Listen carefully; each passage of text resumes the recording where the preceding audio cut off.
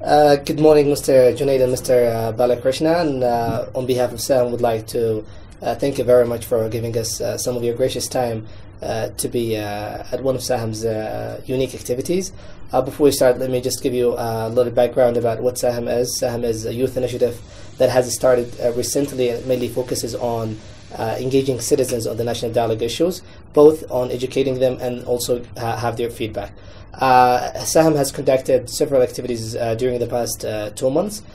We have conducted around 4 forums focusing on political and electoral systems, local governance, and also development. We have hosted some of the national dialogue delegates into these sessions, and they provided initial outcomes of the national dialogue to the citizens, and also it was an opportunity for the citizens to speak to have their voice heard by the national dialogue delegates. Today's activity is going to be one of the unique activities, and it's unprecedented actually.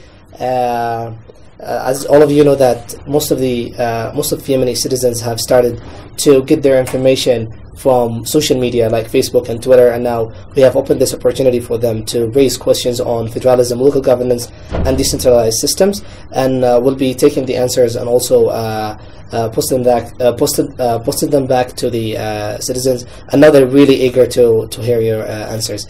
And now we'll start with the first questions. Actually, if you would go down to the streets, and that's one of the questions that we have received, you would hear people talking about federalism as a negative terminology, and they would think that this is one of the way towards secession. What is your answer to that? What is federalism, and what is the difference between federalism and confederalism? You know, it's a very good question. It's a very good question, and I think that often people, and I must say world bankers in particular, use jargon, and it leads to a lot of confusion. I think the key question is, can you bring government closer to people? That's the real issue. That a centralized government sitting deep inside Sana'a, away from the rest of the country, is a government too far from the citizen. And the whole issue about federalism is finding a structure of government in which government is brought directly closer to people. That's really the objective. So the word federalism has many meanings, but if the citizens focus on that one question and they hold the policymakers accountable for that answer to that one question, have you brought the state closer to me? I think that makes a big difference. And let me be very specific what I mean. If you have a mayor of a city, if you have a mayor of a town that you elect, that mayor has responsibility, that mayor has resources to respond to citizen, then I, the citizen of that town, can hold that mayor accountable. As simple as that. Or if I'm in a rural village, a district government, and I do not know what the counterpart of a mayor is. In my country, in Bangladesh, they're called chairpersons. So the chairperson of this rural government, if that person I elect, if the council I elect, and that council has money and has responsibility towards my neighborhood, for sure I will hold that person accountable.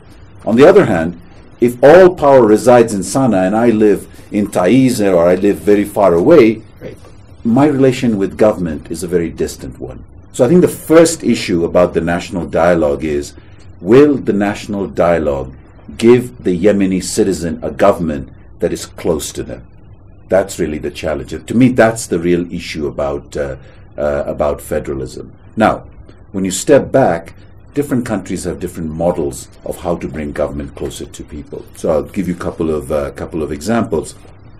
India, for example, is a country, when it created its constitution, had a central government, and then it created what they call state governments or regional governments. And these regional governments were made up of linguistic boundaries.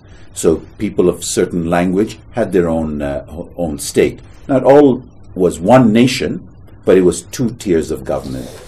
Then over time, I think the Indian people and government and policymakers realized that this 2-tier was still too far away from the citizen.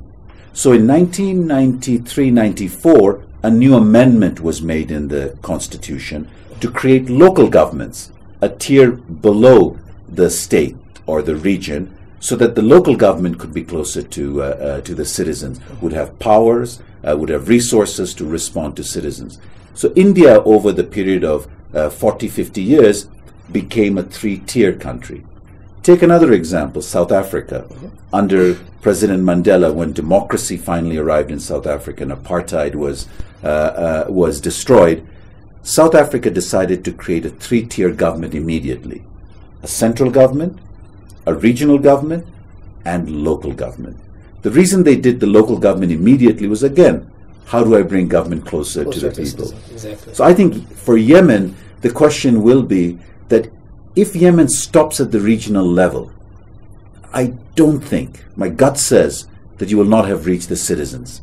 That somehow one will have to look at a tier below the regions. Now, regions have a responsibility in many parts of the world, and central government will have responsibility. For example, a nation's defense. You can't have regions and local governments do a nation's defense. Nation's defense should be central government. Or a nation's representation to foreign policy, right? You can't have foreign policy done by a city. It has to be done by a central government. Or things like social welfare. You know, you want equalization across the country. You don't want a rich region or a rich local government to be able to give only to its citizens. There are poorer regions and poorer local governments, so you need to equalize in a nation. And the central government is good at equalizing because they have the vast territory underneath them, and they can figure out where the rich and the poor are and create an equal opportunity. Exactly. So redistribution of that nature in social welfare, those are the type of things you want central government to do. But if you're worried about your local road, the local water, the sanitation, did someone come and collect the garbage that I left outside on the street? You're not going to go all the way to Sana to say, come to my village to make sure that all of that happens. That would be done by the local government. See, those are the type of responsibilities and relationships that a federal structure should actually articulate.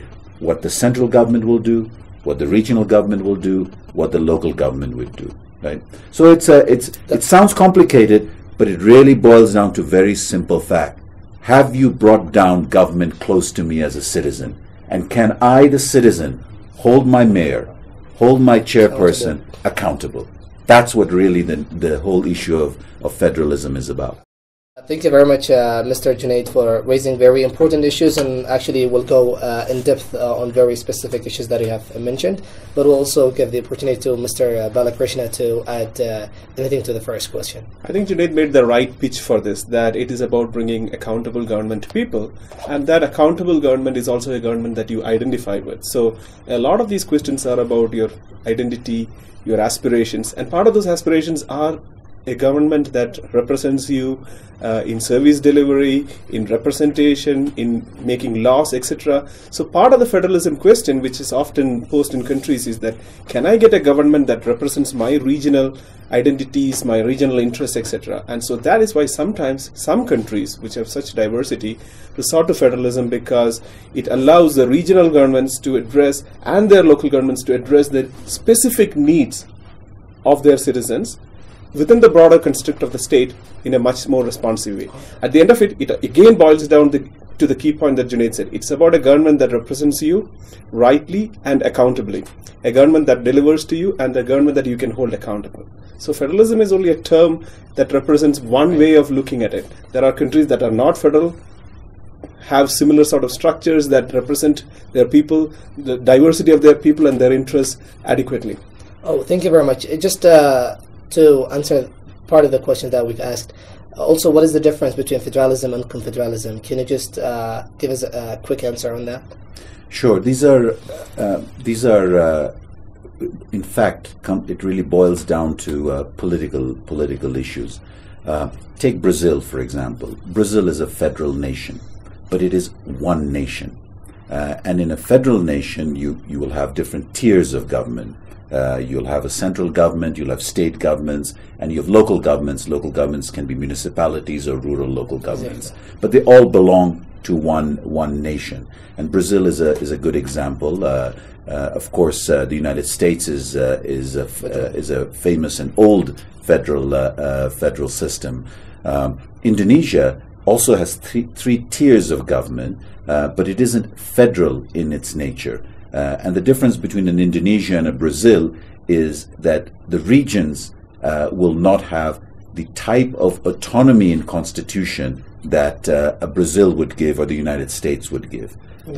A confederation, on the other hand, is when two countries or two regions, if you will, are almost like two countries, but loosely brought under one identity. I used to belong to almost a confederation. I was once a Pakistani, and we were East Pakistan and West Pakistan. And these are two regions separated by India. But it was two regions brought under one nation called Pakistan. And there was always a debate whether this is one country or is this a confederation? Is it two regions brought loosely under one political authority? Now, the big difference for us was that the people of Pakistan or West Pakistan have a different language, have a different ethnicity than us in what is now Bangladesh or what was East Pakistan. We're Bengali, we have a different language, and we have a different ethnicity and culture.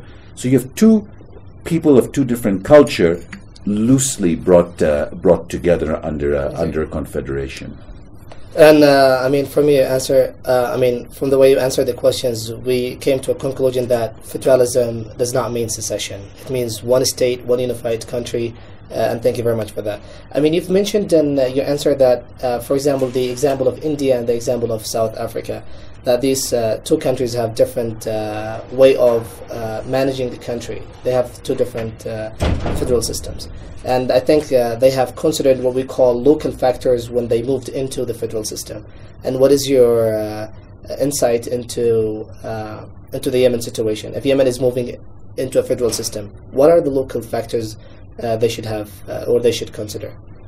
Well, it's a very good question, because in bringing government closer to people, in fact, what you're doing is you're saying if a country has, let's say, very different physical nature, if I look at a country like Indonesia, it's got many different types of natural boundaries. A country like South Africa has different types of natural boundaries. Some are very, if you will, urban setting. Some are more rural setting. Right. Some are, in fact, more of a desert setting. Some are more of a very agrarian setting. Right. These different settings require different types of policies in the way you deliver services. Obviously, in a rural setting, you'd arrange systems very differently than if you're in a small town. Exactly. So by bringing local government, you actually get the local government to respond to the local conditions. But physical terrain is only one difference. The other is people come from different ethnicity, people come from different cultures, exactly. People come from different historical backgrounds. In my own country, as I mentioned, the people of Bengal were very different than the people of Pakistan that come from an Urdu background.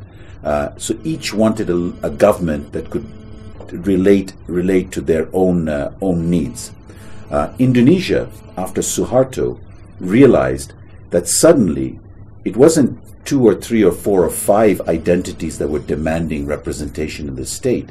There were several identities that were demanding representation. Right. Indonesia took a decision immediately to create local governments that reached out to the different ethnic groups. So different ethnic groups, different people of different background could elect their own people. Right. By electing their own people and a state closer to them, they actually then felt they belonged to the larger Indonesia. So when Indonesia decided to send resources and responsibilities to the local tier directly, it actually gave different ethnic groups their representation. Right. And here I want to make a distinction.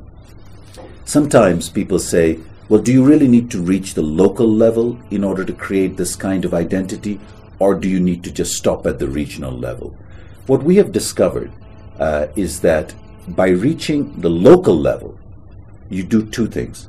You give identity even stronger notion, and 2, you bring accountability to government in a more powerful way. Whereas at a regional level, identity can be given, but you may not create a government that's close to the people. In the case of Indonesia and South Africa, they also realize that stopping at the regional level may actually create forces that may split up the country.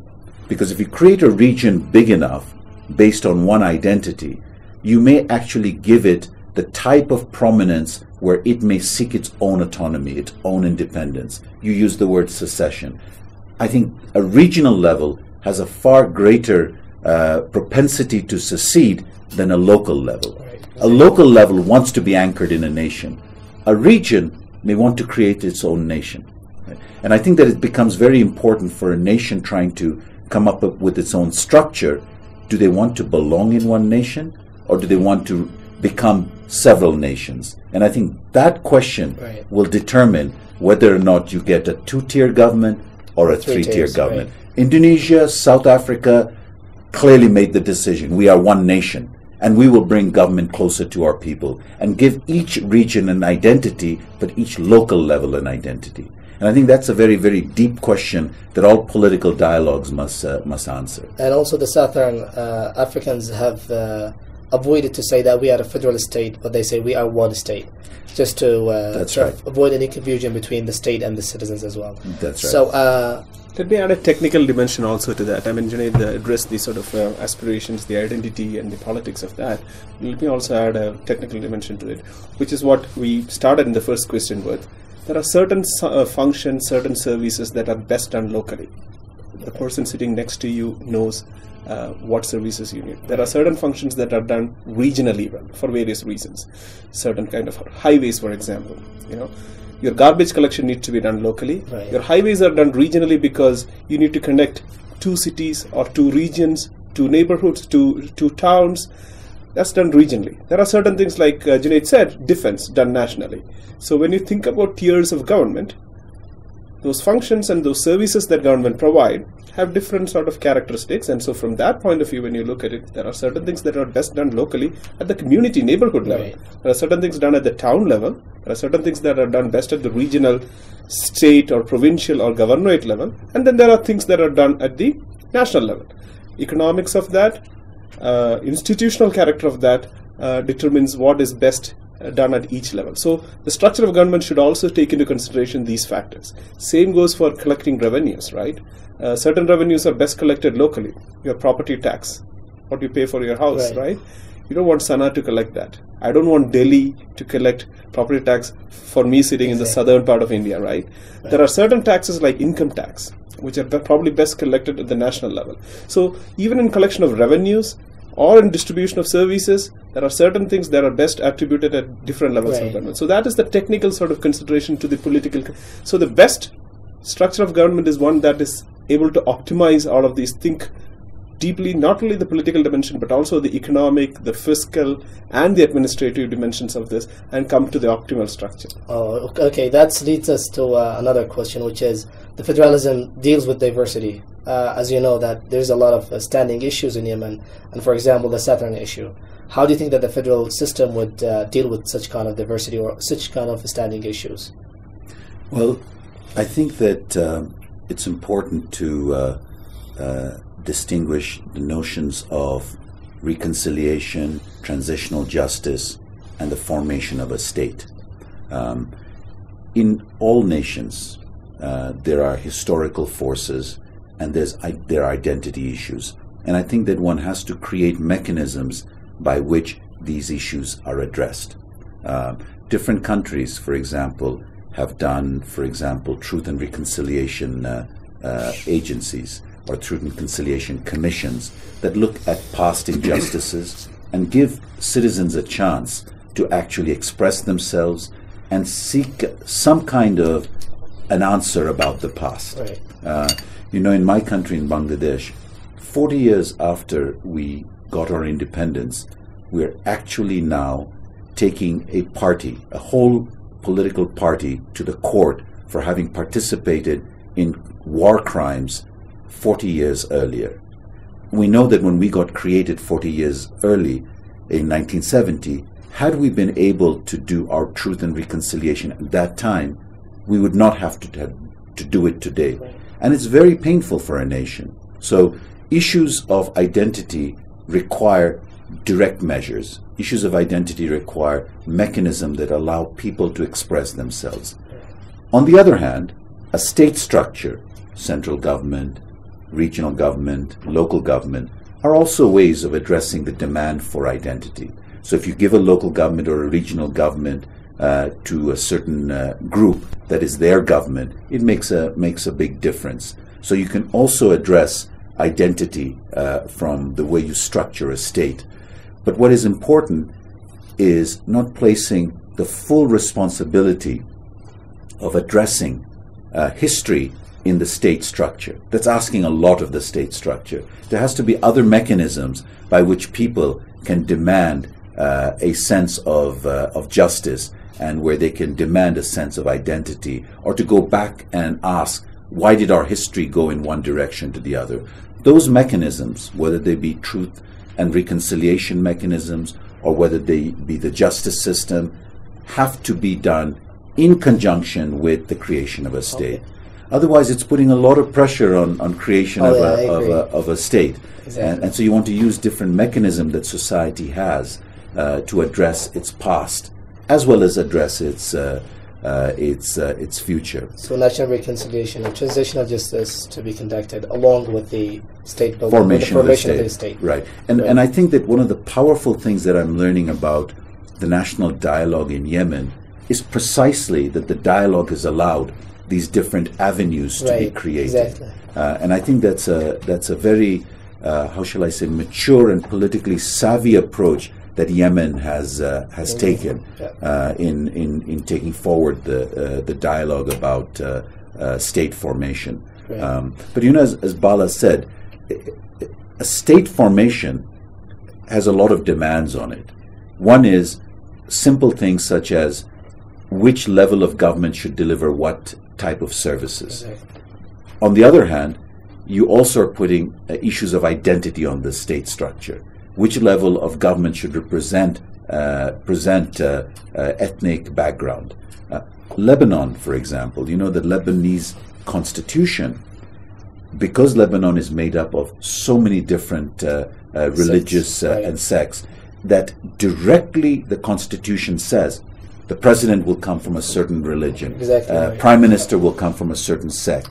So they actually chose a very, what they call confessional approach to dealing with their constitution. Exactly. So different countries approach it differently. But the key is, can we come to an agreement that we will live together as one nation? Exactly. And what will it take for us to come to that notion? And the only thing I add to this debate is, whatever a nation chooses, I think choosing a level of government that gives people a sense that government is now closer to me on sense of accountability, service delivery, is equally important to the notion of identity. Right.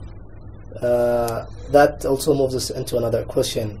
The level of government. As you've mentioned, in South Africa and India, they have 3 different tiers. And if you would come back to the history of Yemeni local governance, you would find only 2 levels of government. We have the central and we have also the local governance. But during the past few years, it seems that the local governance was incomplete and it was not really, somehow it was not successful. And now if they are moving into, for example, 3 tiers, that would not be really an easy moving forward. So, well, what is your insight, or what is your advice if we are into selecting the level of government in Yemen? Well, it's interesting you say that there are 2 tiers in Yemen. There is actually a 3rd tier, but that 3rd tier never has been given strength. It's what I would call a paper tiger, if you will. Oh, okay. But there is a format of a 3rd tier local government in Yemen. There is a legislation. I think that there is enough history to use that to actually create a 3rd tier government. The South Africans have done it, the Indonesians have done it, the Brazilians have done it.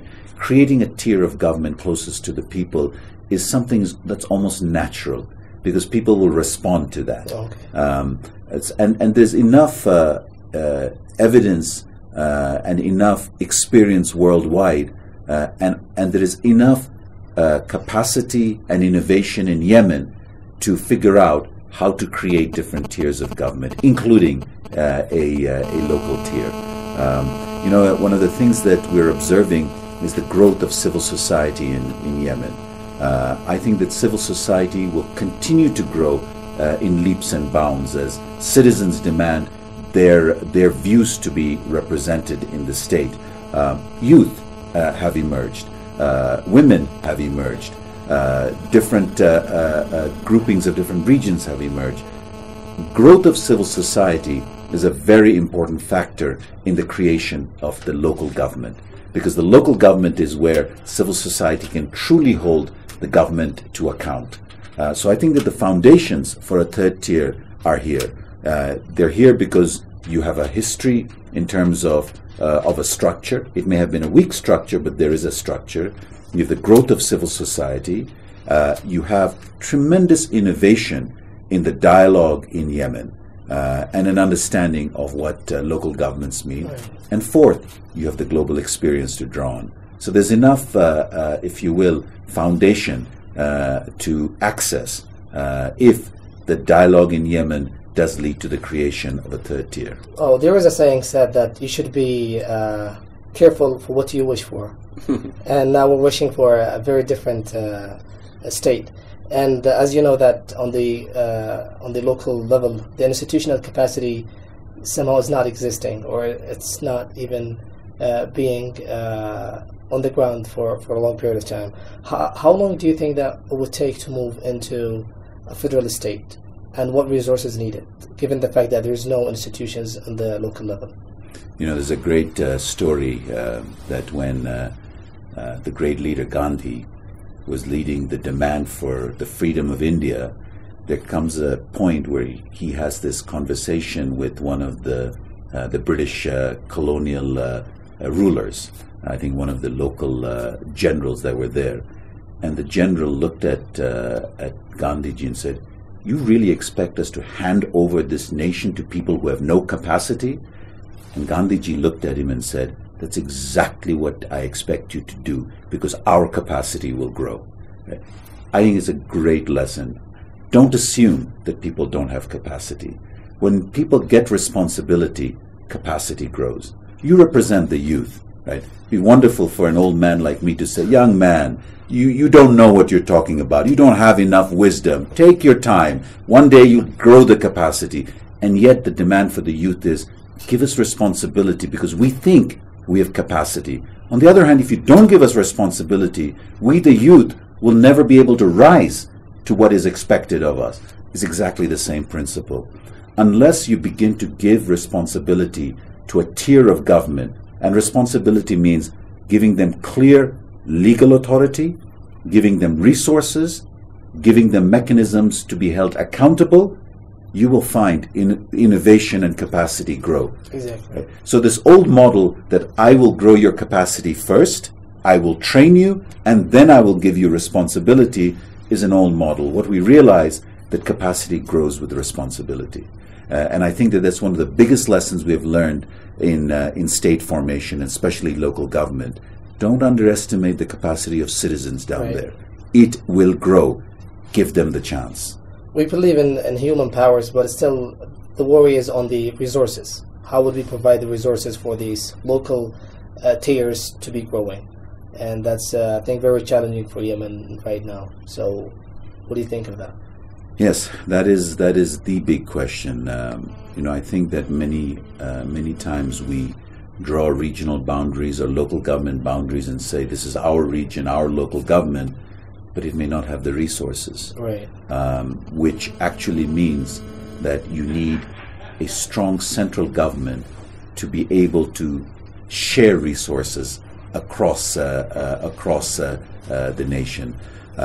So in terms of resources, there are very different sources. One is pooling of national resources and sharing of the resource. That's a very, very important part of any federal system.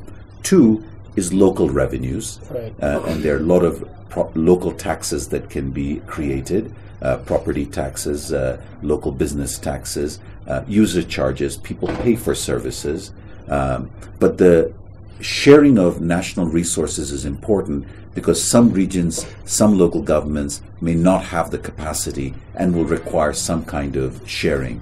You know, in your own country, there's some regions that have the natural resource endowment, the oil. Right. If only that region gets to keep that resource, then it's going to be extremely difficult for the rest of the country. So there's an element of sharing that's very important as part of this resource story. But as local citizens get involved in their governments, as local economies grow, especially urban towns and cities, local revenues begin to grow. Right. And government has to have a dynamic view of coming up with different mechanisms of raising revenues. But you know what? No government can raise revenues unless it's an accountable government willing to give services that citizens want. Once citizens see an accountable government giving services, their willingness to be willing to put money into national coffers or local coffers also becomes part of the compact. Talking, Mr. Bella, talking about raising and collecting revenues, what do you think? What is the best mechanism that Yemen can start collecting the revenues on the central and also on the local level, and how can they distribute that among the regions after taking the virtual system? So I actually want to connect this with your previous question, where you said about local governments, where capacities are weak, how are local governments structured, etc. So along with the identity aspect, especially for the youth, they need to think that it's not only the regional, ethnic, language, tribal, all those identities. There is also the economic identity. Young people want jobs, opportunities, etc. Where are these happening? These are happening in cities. Now, Junaid cited a number of these countries, whether it's South Africa, Brazil, Indonesia, India, and I would add one more country to that. A very centralized country is China. Now, if you look at all of these countries, and these are the kind of if you will, the BRICS and the growing sort of economies, the tigers, the real new tigers, right? In all of these countries, where is the growth coming from? Where is opportunity coming from? They are coming from urban areas, from cities.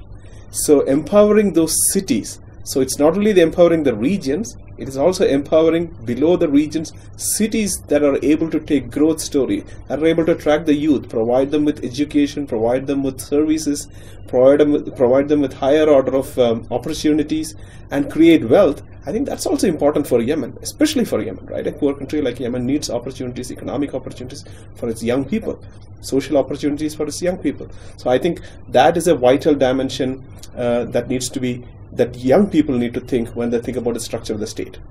So connected to that is the revenue issue, right? Exactly. So as economy grows, revenues also grow of the government, right? So these are not one happens first, the other happens next. This is an ongoing cyclical process, right?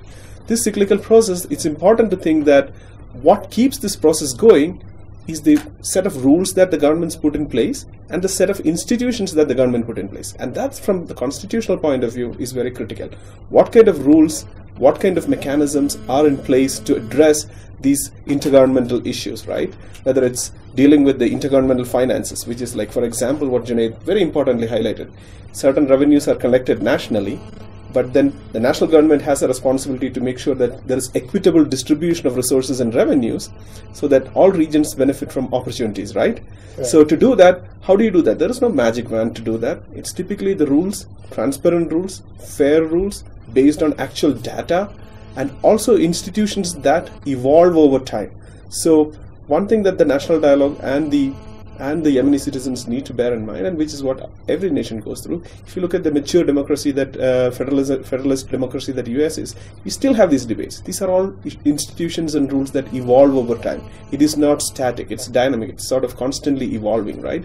So creating those institutions that mature over time around a set of cogent rules, I think that is the critical thing at this point for the national dialogue and the Yemenis to think about. Whether it's creating a fiscal and finance commission that can deal with intergovernmental fiscal resources, whether it's creating a delimitation or demarcation commission that can adjudicate boundaries. So creating those institutions that can arbitrate, address disputes in a fair, transparent manner. Again, going back to the idea of accountable government that people feel is doing an honest job, is representing their interests. I think that essentially it's about creating these institutions, this framework for these institutions. So I think it's not going to be hard to collect revenues, but the problem is how to distribute these revenues. And some regions here claim that the regions are very wealthy, and they say the government would make use of our money. What is in return? What are we getting out of this? So what is your answer for that? Do they have any certain percentage coming back to the same region, or how does that happen? Let me start with this small example and then defer to Junaid. So recently, a very recent story is about Kenya. So Kenya in 2008 underwent a very quick constitutional reform, and following that Kenya went into elections, and those elections were historically very significant because it led to big post-election violence. It was unprecedented in Kenya. No one thought Kenya would be unstable in that sense, and that was because this constitution was an unfinished process done very opaquely, ambiguously and opaquely, so that it didn't respond to these key issues, these aspirations of people, creating those institutions, etc. Kenya again went back to this, and more recently Kenya came back again and rewrote their constitution. And the starting point for revenues in that case was Kenya decided to split its country into 47 counties. Kenya decided that to distribute revenues across these counties to make sure that there is a minimum quality of service that all citizens are entitled to will take time. There is no magic to do that. You have to collect data, you have to really address economic, fiscal and administrative dimensions, capacities and endowments of regions, etc. Right? So Kenya started on the premise that first step, to maintain the current level of services, they decided that they need 15 to 18% of total national revenues, total national government budget to be distributed to the regions. Using that baseline, Kenya created a transitional fiscal authority called a transitional authority, TAA, which went using this baseline to collect additional data, additional information to see what regions have what endowments and what needs and what aspirations going forward, and how to balance this. So that's an ongoing process. So it is not starting from zero, right. It is starting from a baseline, but keeping that baseline to expand, to evolve to more mature institutional frameworks and rules. So we've got another question here from Facebook saying that how can we assure development where corruption is widespreading like a plague or like a disease? So what is corruption? Corruption is there, and how can we assure development while we have corruption? And it's also widespreading now. Corruption is what our president, former president Jim Wolfenson said. It's a cancer that can destroy nations. And I think that Yemen has a chance in its national dialogue to set up a state structure that addresses the issue of corruption directly. One of the reasons we talk about bringing government closer to people is precisely so there's a check and balance where citizens are able to see government perform and citizens are able to hold government to account. I think it's extremely important that bringing government closer to people is a platform which helps deal with corruption. But there are very formal mechanisms that I think we need to keep in mind. One is right to information. When a government does procurement of goods and services, when a government buys airplanes for the nation, everybody can reach the information. Everyone should have the information. How did the tendering happen? Who tendered? Who bid? How much? Right. Becomes very, very, very important. Exactly. Second is independence of judiciary. How do you protect judiciary? Because they are the guardians at the end of the day. So if you have right of information, independent judiciary makes a very, very important ability to deal with corruption. Third, which is extremely important, is having multiple tiers of government itself creates checks and balances. So if government was only one, central government, who checks whom? But if you have a central government with a different responsibility, a regional government with different responsibility, a local government with different responsibility, each can hold the other to account. That becomes a very important mechanism of checks and balances. Fourth, you asked the question about how money is transferred. Very important that when money is transferred through fiscal systems, that these are done on a formula basis, that the formulas are well published, that there are fiscal commissions which are independent of government that actually oversee the movement of money. So there are different mechanisms that you can use to hold the state to account. The most powerful that I have seen in many parts of the world, especially at the local government level, is when you create councils that are well represented. So in a country like India, in a state like Bihar, 50% of local council must be women. Right? Completely changes the nature of the participation of citizens in the process of local councils. Another percentage must be youth. So you're bringing in diverse part of society in the oversight of local government. Very powerful mechanism for check and balances. Right. But the question that has been asked is a very important one, and I think that it's important for civil society in Yemen to constantly ask that question: right? Who is getting information? How can we get information? It becomes a very important way of addressing corruption. But as you can see from my answer, there's no one size fits all. There's no magic bullet.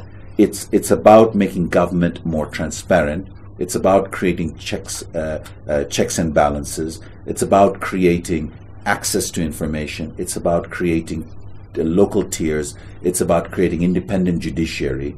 I think all of that becomes very important. Some countries create anti-corruption commissions at the central level, which I think is important. But anti-corruption commissions will not solve the corruption issue if the rest of government doesn't offer transparent information, right, or if there are no checks and balances. So it's a multiple mechanism that we use, that nations use to address the issue of corruption. If I can add a little story to this, Junaid, in your own country, where I had the good fortune of doing one of the most interesting things in my life, working on this national local government program. So one of the things we instituted there was when we send these resources, these unconditional resources to 4,500 rural local governments, we had very few conditions around that, right? We had only conditions that money goes to you directly and transparently, but you need to use it after consulting your citizens, taking into account their needs and aspirations, and making sure that you do it accountably and that you publish the results of what you have done openly and honestly. So the second rule of that was that women should have a key role in that, and I want to really highlight that. So part of the rules involved that at least 33% of these committees, various committees that are involved at the local government level in service delivery should have women representation, at least 33%. In terms of actual resource allocation and mobilization and allocation of resources for actual services, again, there were certain earmarked numbers around which there was a gender-sensitive sort of budgeting involved in this. 5 years later, this was a large national program, 5 years later when we went back and looked, among the most satisfied people and among the most well-functioning cities and towns and rural communities where women had an active role in the budget process, in the planning of budgets, in the actual budget formulation, and in the execution of budget. And these are not just elected women councillors, but these are just ordinary Bangladeshi women having an active role and say in the affairs of their government. And in those governments that people overwhelmingly voted that their local government really represented. So I think that's a very critical thing, women and at that local level, keeping the government open at that local level. I mean, you guys mentioned that there's a lot of things that we have we should do before moving into a new system, and I think that if we're moving into a new state or a new type of government, then we need to move or to go on a transitional period. So how long do you think that we need to do to strengthen the institutions, to strengthen the powers of the state, and also to somehow bring the citizen closer to the government, because now there is a wide gap between both its entities. So how long do you think the transition period should take to move into another system? and what should be done during this period of time? Excellent question. Transitions take time. And up front, if we admit that transitions take time, you can manage it better, rather than assuming that, oh, we'll create the government within 3 years. Several issues come up. Constitution becomes very important. If a transition is going to take time, then the roadmap must be captured in one place. The Constitution is the most powerful place to capture the roadmap. Right. That's the anchor that people will always refer to as they evolve the state into the future. So I think very, very important lesson. Second is, again, the way the national dialogue is evolving in Yemen. You have a national dialogue. You've given yourselves a time frame. You've given yourselves clear mandate of what you need to produce at the end of this national dialogue. After that, there is an issue of going to having a referendum. After having a referendum, there will be a initial government that will begin to implement what's coming out of the national dialogue, because it'll be captured in the Constitution. I think these are exactly the type of steps that one should take to take forward the transition. You know, the government of South Africa went through a similar process. They had a national dialogue. They called it a transition period. Then they had a post-transition period in which they had a government of national unity. And then in the middle of the government of national unity, they finally went and had the government of majority. So they actually went through very well-defined steps. And from everything I'm seeing in the national dialogue, these steps are being defined. They're being debated because Yemen will develop its own steps. And the key will be, as soon as these steps are decided, they should be announced to the public. So the public will know exactly what are the steps that are being taken, and the public can then hold the process accountable. But the notion that government will be created within, or a strong state will be created within a couple of years, would be optimistic to say the least. We're talking about a decade-long process, which makes it extremely important that the Constitution is well debated and well created, because that is your roadmap for the future. I think we still have 15 minutes left, and back to the same question. We have agreed that if you just mentioned that it takes at least a decade for the new system to be actually people to adapt to the new system, and it's for the system to make a strong state. And I think it's going to be a learning process. But there is also a critical issue that everybody has been talking about, which is the number of regions. How would the country be divided into regions? Is it going to be, because there are some suggestions that it should be 2, there are some suggestions that it would be 5 regions, and there's a lot of political influence over this issue. So what is your insight on that? Well, I think your question already offers the answer. It's a political choice, but it's a political choice that I hope will be guided by some important economic factors.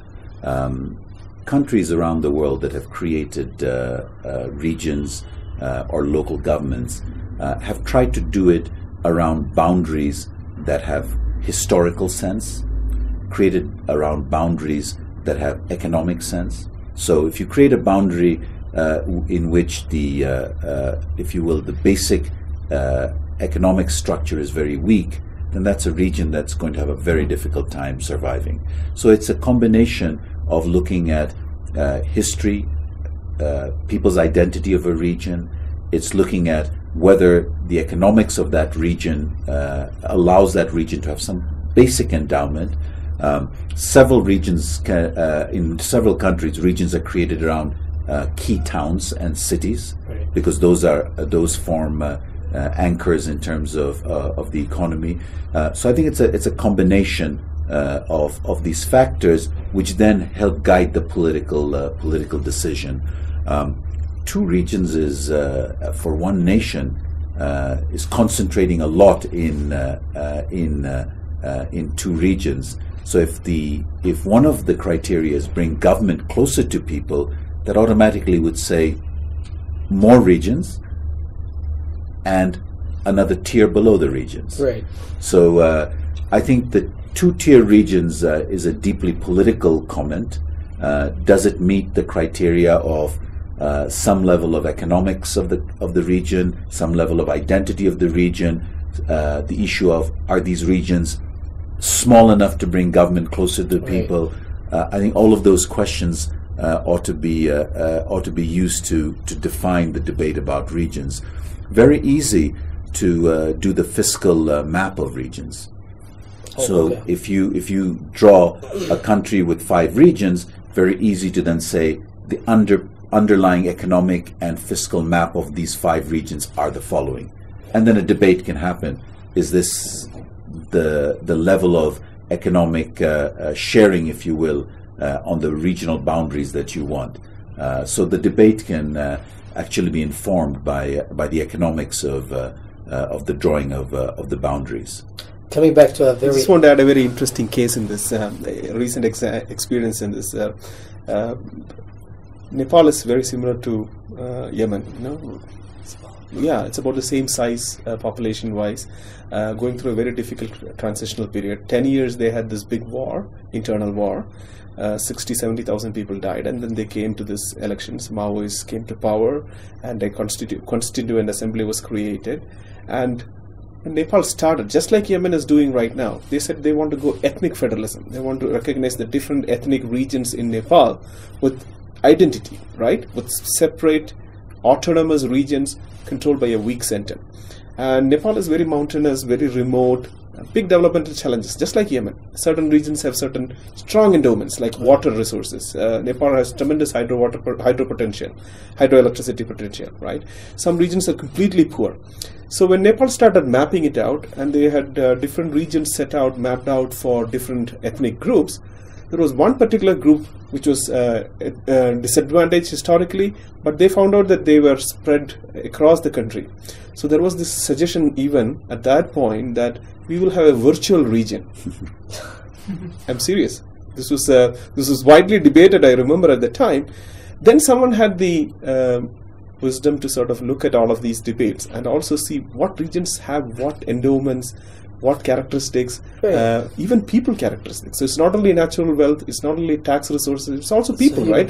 You need civil service, you need teachers, you need doctors, all those things. So people started putting these different maps, these ethnically sort of identified regions overlaid with economic regions, fiscal regions, administrative regions, and they found out that several of these regions had absolutely no chance of success. You could create those regions, they would pretty much collapse without lack of this basic endowments pretty soon. So Nepal is still debating these things, and like Junaid said, this is a process. There is no easy. Nepal also thought it could do it in 2 years. It's still debating it, and thankfully they haven't taken back to violence. They haven't gone back to the street. They're still debating, and Constitution has left a very robust civil society process around it. But they realize that regions are not only ethnic, regions are also economic, regions are also fiscal, regions are also administrative, regions are also political. Right. So I think that's a big message when Yemeni citizens and the National Dialogue thinks, they need to think about. You've just mentioned that it takes long to go through this process, but citizens are always into immediate responses. How do you think during this process, how the government should immediately respond to the citizens' needs? Can I, before answering that question, can I add to something Bala said? You can, Very important. One of the factors that I think Yemen needs to look at and is looking at is water. Water is scarce in this nation. And I think that if regions are drawn without looking at how water basins are formed, you will find that it'll be hard to manage water in the future. Exactly. So water basins, how water actually resides in a nation, is a very important factor determining how to draw the boundaries of a region. In fact, one could even go so far to say that water probably should have a special place in the constitution of Yemen. Now, coming back to your important question, absolutely. Citizens are patient. Citizens will give nations, states, governments time if they feel the process is credible. But after a while, if basic public services aren't being made available, it will erode the credibility of the state. What we have found in countries as diverse as Indonesia, Bangladesh, South Africa, Argentina, is early on, block grants of money are given directly to local governments, so local governments can actually engage citizens in the delivery of some basic services, from collection of garbage to local roads, sanitation, water. The whole process of quickly coming up with a resource to the lowest tier so they can start doing service delivery is absolutely essential to give credibility to the notion that there is a process that's ongoing to bring government closer to the people. So you're saying that they should go on a parallel line. One is building this new state and the other one is responding to citizens' needs. Absolutely. Those two things should move on the same Absolutely. I think we'll be having now the last questions. I've heard that you've paid some visits to the National Dialogue working groups. And how do they progress in these issues? I have to tell you, sometimes when a nation is in the middle of a process, it's hard for them to step back and take a look at that process. So sometimes when we come from the outside, we're able to give some views of the process. Right. I have to tell you, as a Bangladeshi, as a world banker that has the privilege and the honor of working in many countries, this is a historical process. To bring together different parties to have a dialogue about the future of a nation is an incredible process. Yemen, I think, represents its own character by doing that.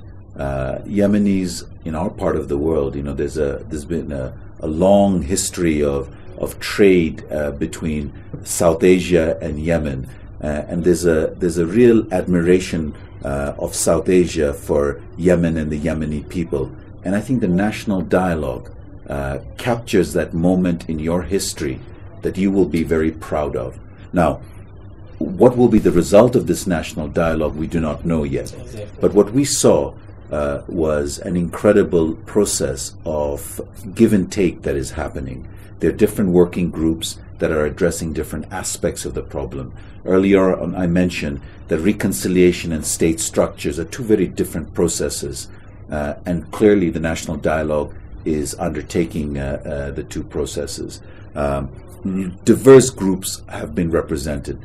Yes, I think people can debate that not everyone is represented. Maybe it's not as diverse as you will want it, but for any political process, it'll take time to make that process fully legitimate and fully representative.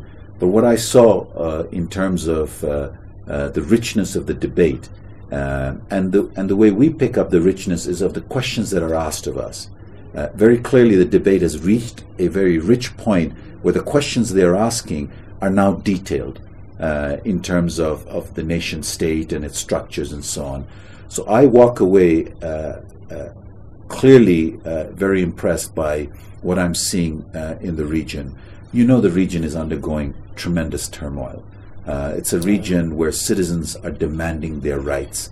Yemen is developing its own process of giving those rights to citizens. Again, I'm not saying that this is a perfect process. I cannot look into a crystal ball. But there's a process. And the process is an incredibly deep one that Yemen should be proud of. And it's still in the hands of Yemen to where it'll go, right? And I can only, as a visitor to Yemen, wish this nation and its people the very best in taking forward the dialogue.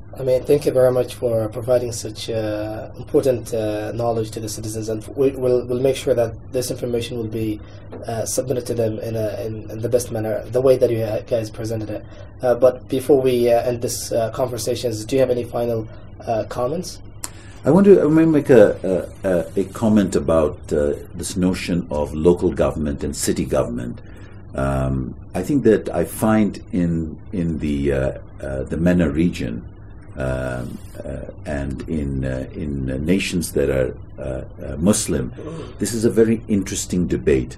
The role of cities and local government. I'm a Muslim. I'm from Bangladesh. I'm a Muslim. I grew up in the Islamic faith. And one of the things that I have been taught since I was small, that our religion was born in two cities, Mecca and Medina.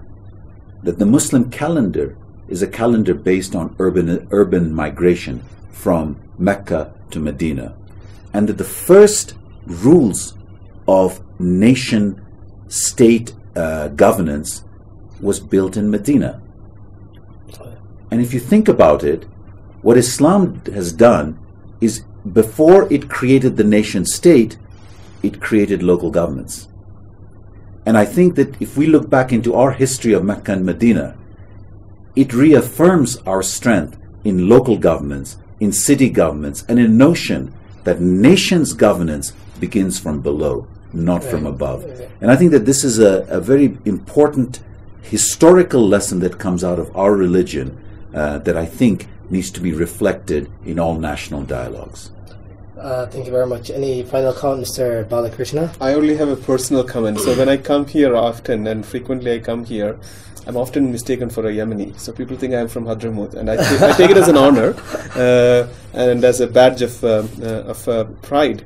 And I, in my own very small ways, when I travel around the region and to other countries, and when I talk to my colleagues in Washington about decentralization, state restructuring, these are areas where I work, including federalism, fiscal federalism. I say that Yemen is undergoing this historic process, and Yemen is really setting an example. We don't know what the final outcome will be. We don't know whether it will be a unitary state, federal state, confederal state. We don't know all of these things. But just the fact that Yemen, deliberately, Yemeni people, brave Yemeni people, went through this choice of sort of coming together nationally and debating these difficult issues, staying on in the dialogue, in spite of all kinds of challenges. I think it's a great process. And for someone like me to be, in a very small way, to be part of that is a really big honor for us. And I'm a big ambassador for Yemen outside Yemen. At the end of the day, on behalf of Sahem, we actually had the privilege to have you in this session. I would like to thank you very much.